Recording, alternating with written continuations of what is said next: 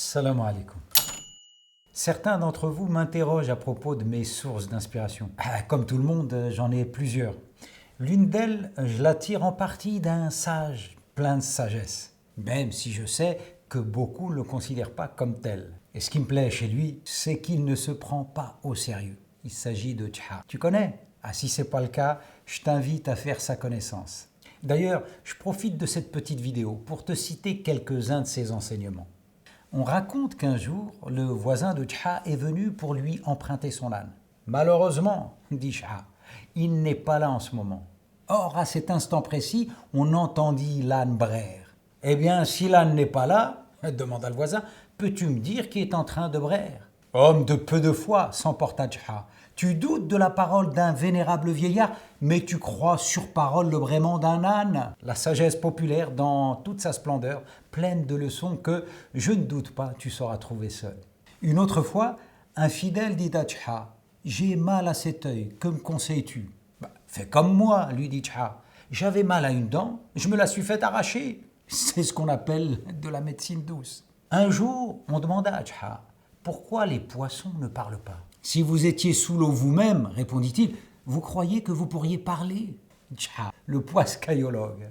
Un bédouin qui ne savait ni lire ni écrire vint demander à Tcha de lui lire une petite lettre en français. Je ne sais pas, dit Tcha. Le bédouin le toisa de la tête aux pieds.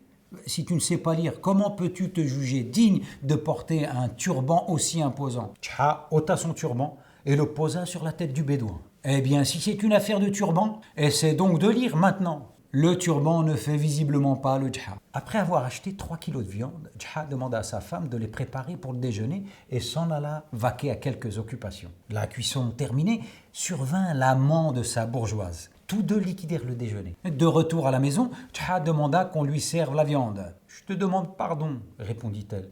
J'étais distraite et le chat en a profité pour tout manger. » Tcha prit le chat et le mit sur la balance.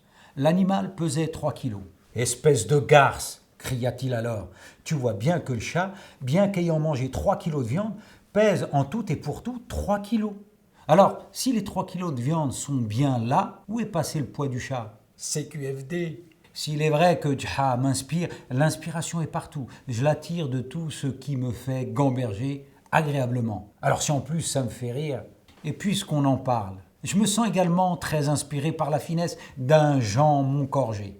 Ouais, le monsieur a fait carrière sous un autre blaze. Il s'agit de celui qu'on surnommait le patron, gueule d'ange. Je veux bien sûr causer du Jean Gabin. Comment rester insensible face à ce genre de réplique? Je suis intimement convaincu que la réincarnation existe. Certains n'ont pas pu devenir cons à ce point en une seule vie. Ça, c'est de la punchline. Ça aussi d'ailleurs. À la cinquantaine, on ne reconnaît plus les lettres de près, mais on reconnaît les cons de loin.